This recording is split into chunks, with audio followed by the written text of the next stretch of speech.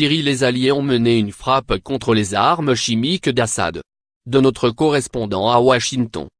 Donald Trump est apparu sur les écrans de télévision à 21 h à Washington, 3 h du matin à Paris, pour annoncer aux Américains qu'il venait d'ordonner des frappes de précision contre des cibles associées aux capacités d'armes chimiques du dictateur syrien Bachar el-Assad.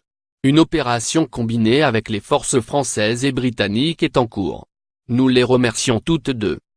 Le président américain a présenté sa décision comme une réponse au gazage de la population civile le 7 avril à Douma, dans la banlieue de Damas, un massacre qui n'est pas l'œuvre d'un homme mais le crime d'un monstre. L'objectif de nos actions ce soir est d'établir une forte dissuasion à la production, à la dissémination et à l'usage d'armes chimiques, a-t-il dit, affirmant que cette dissuasion est dans l'intérêt vital de la sécurité nationale américaine. Il a assuré que les trois alliés étaient prêts à poursuivre leurs actions jusqu'à ce que le régime abandonne son recours à ces agents chimiques prohibés. Moins d'une heure après l'intervention du président, le secrétaire à la Défense, Jim Mattis, et le général Joseph Dunford, chef d'état-major intra-armes, ont fait un point sur la situation militaire lors d'un briefing au Pentagone. Ils ont annoncé que 3 cibles principales avaient été visées, un centre de recherche scientifique dédié au développement et aux tests d'agents chimiques dans la banlieue de Damas, un dépôt d'armes chimiques à l'ouest d'Oran et un poste de commandement dans la même zone. C'est une frappe unique, a précisé Jim Mattis, confirmant que les opérations étaient terminées. La poursuite des actions militaires évoquées par Trump serait conditionnée à une nouvelle provocation syrienne.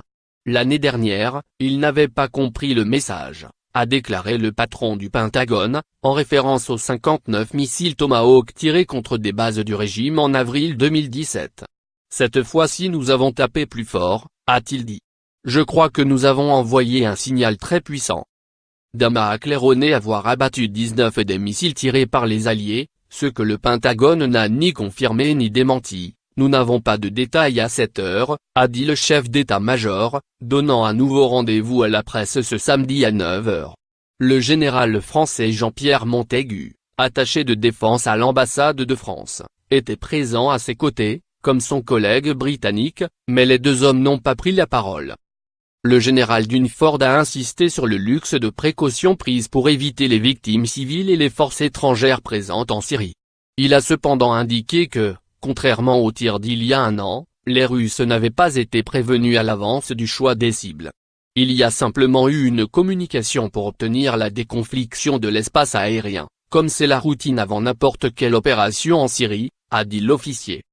Auparavant, le président américain avait pointé du doigt l'Iran et la Russie en lançant « Quel genre de nation veut être associée au meurtre de masse d'hommes, de femmes et d'enfants innocents ?» L'assaut de vendredi est le résultat direct du manquement de la Russie à ses promesses, a-t-il rappelé, Moscou s'étant porté garant en 2013 de l'élimination des stocks chimiques syriens.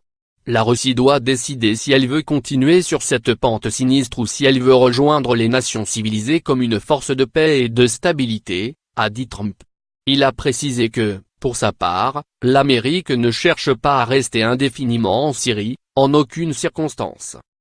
La réponse mesurée au crime d'Assad correspond aux annonces prudentes d'Emmanuel Macron, mais elle apparaît en deçà des déclarations guerrières de Donald Trump. Tiens-toi prête Russie, avait-il tôt été mercredi. Les missiles arrivent, beaux et neufs et intelligents. Cet enthousiasme avait paru embarrasser les responsables militaires américains, qui ont mis en garde contre le risque d'escalade avec la Russie lors de plusieurs réunions du cabinet de sécurité. La pondération a finalement prévalu. Reste à savoir si elle atteindra l'objectif de dissuasion.